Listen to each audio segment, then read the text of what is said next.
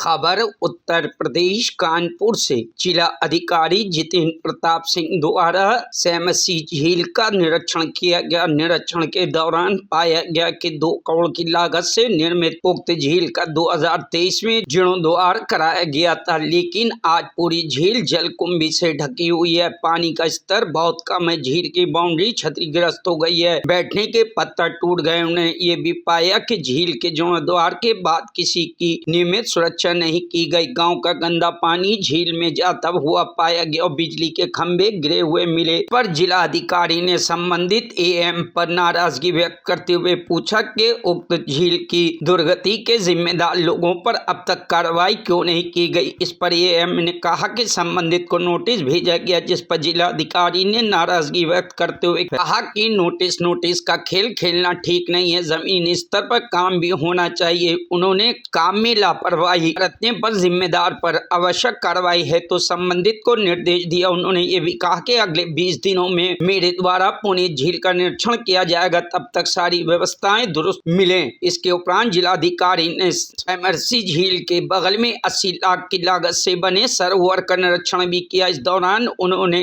इसमें निर्मित घाटों की स्थिति को परखा। उन्होंने पाया कि घाटों की स्थिति बदहाल है, साथ ही सरोवर किनारे की सारी मिट्टी बह गई है। इस पर जिलाधिकारी ने संबंधित पर नाराजगी व्यक्त करते हुए आवश्यक कार्रवाई है तो निर्देशित किया। साथ ही संबंधित अभियंता को शाम को अपने ऑफिस में रिपोर्ट के साथ तलब किया। वहीं शासन की योजनाओं को धरातल पर लागू करवाने के क्रम में जिलाधिकारी जितेंद्र प्रताप सिंह द्वारा भी निरीक्षण का सिलसिला जारी रखा गया। इसी क्रम में जिलाधिकारी ने वृहद गौवंश आश्रय स्थल सरसौल का निरीक्षण कर संबंधित को आवश्यक दिशा निर्देश दिए। परीक्षण के दौरान उन्होंने गायों को दिए जाने वाले चारे, उनके रहने की व्यवस्था व इलाज इत्यादि की व्यवस्थाओं का जायजा लिया। उन्होंने संबंधित को निर्देशित करते हुए कहा कि प्रदेश सरकार गौ संरक्षण है तो लगातार प्रयासरत है। कोई भी गौ सड़क पर न घूमे, उन्हें गौ आश्रय स्थलों में लाकर उन्हें नियमित तौर पर बेहतर सुविधा मुहैया कराई जाए। Bureau report, news hub Bharat.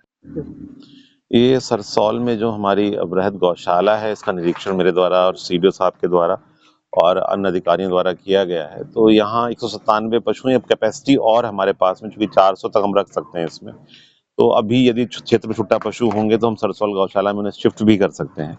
और ये भी जो व्यवस्थाएं यहाँ की, जो रजिस्टर मैंने मिलान वगैरह किए हैं, तो उसमें तो उपयुक्त पाए गए हैं। और उनका रख रखाव या जो शव, एक 5 फरवरी में एक नर पशु की मृत्यु हुई थी, तो उसका जो शव परीक्षण इत्यादि किया गया है। तो जो गौशाला के शासन के मानक हैं कि छुट्टा पशु सड़क पे ना रहें और गौशालाओं में उनकी व्यवस्थाएं हों, तो उसके क्रम में उपयुक्त व्यवस्थाएं मिली हैं।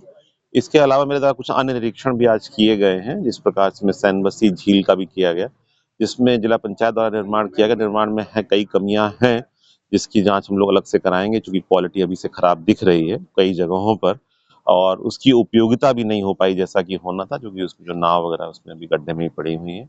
और एक तीसरा विषय आज का रहा है, जिसमें रोड का हम लोगों ने निरीक्षण आकस्मिक रूप से किया, जिसमें क्वालिटी डाउटफुल है और उसमें ईंटें भी पीली लग रही थी। उसमें भी अधिकारियों को मौके पर बुलाया गया है और उसके क्रम में जो भी दायित्व होगा अधिकारियों का करेंगे। और मेरा ये सभी पे फोकस है कि जो फील्ड के अधिकारी हैं, एक्सीएंस हैं, बीडीओज हैं, एसडीएम्स हैं, सभी लोग वाकई फील्ड में निकले। सिर्फ ग्राम पंचायत सेक्रेटरी या लेखपाल या मेट या किसी ठेकेदार के कहने से ना मान जाए।